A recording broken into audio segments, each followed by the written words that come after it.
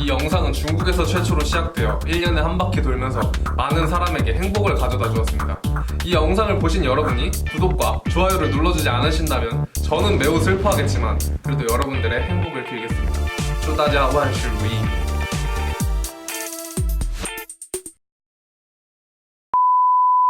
大家好, 안녕하세요. 난 수입니다. 되게 오랜만에 카메라 앞에 서게 됐는데 혹시라도 기다려주신 분이 있다면 정말 감사드리고 열심히 해보도록 하겠습니다. 네, 오늘 영상 시작하겠습니다.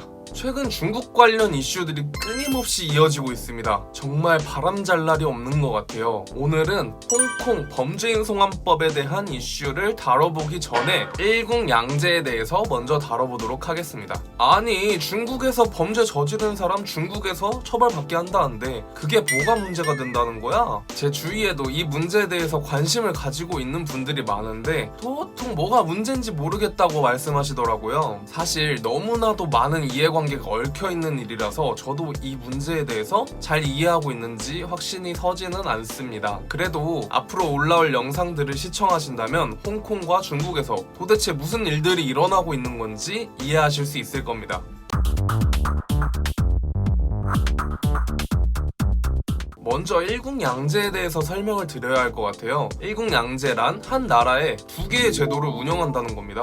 이 일국양제는 처음 제안되었을 당시에도 많은 홍콩 사람들의 환영을 받았었고 지금도 홍콩 사람들이 굉장히 중요하게 생각하는 가치 중 하나입니다. 일국양제는 중국 내륙 사람들과 차별되는 홍콩 사람들의 정치적 자유와 언론의 자유를 보장해줄 수 있는 제도이니까요. 일국양제는 1842년부터 무려 150년 가까이 정치적으로 분단되어 있었고 정서적으로도 상당한 거리가 있었던 홍콩을 중국이라는 이름 하에 통합할 수 있었던 중국의 기지라고 할 수 있습니다.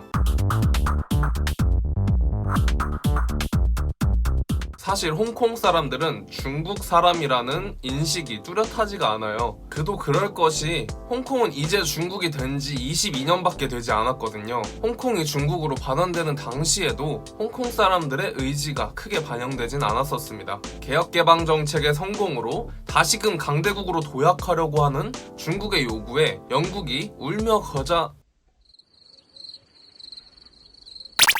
겨자 먹기식으로 홍콩을 반환했다고 보는 게 더 맞을 것 같습니다. 청나라가 홍콩을 대영 제국에게 양도했던 것은 1842년 1차 아편전쟁 이후였습니다. 1997년이면 1842년에 태어나신 분이 155세가 되는 해입니다. 어쩌면 할아버지의 할아버지 때부터 영국령 홍콩인이었던 사람들한테 너 내일부터 중국인임?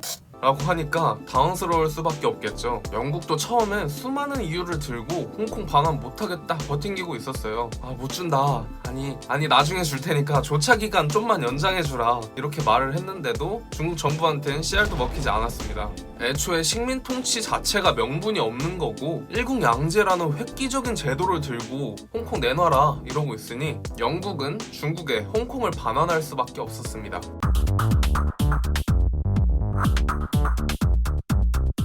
중화인민공화국 홍콩특별행정구 기본법 제5조 홍콩특별행정구는 사회주의 제도와 정책을 시행하지 아니하며 원래의 자본주의 제도와 생활 방식을 유지하고 최소 50년 동안 변동하지 아니한다. 중국 내륙과는 달리 자의적으로든 타의적으로든 서구의 문물을 일찍이 받아들였고 경제적으로도 훨씬 여유로웠던 홍콩 사람들에게 자본주의 제도를 전제로 한 고도의 자치권을 부여한다니 당장에 나쁠 건 없어 보였거든요. 최소 50년 동안은요. 공교롭게도 중국 반환 이후 홍콩 경제는 수많은 위기를 맞이했습니다. 97년 반환 직후 해외 자본이 유출되기 시작했고 98년에는 또 아시아 외환 위기를 겪으면서 경제 성장률이 마이너스를 기록하게 되었어요.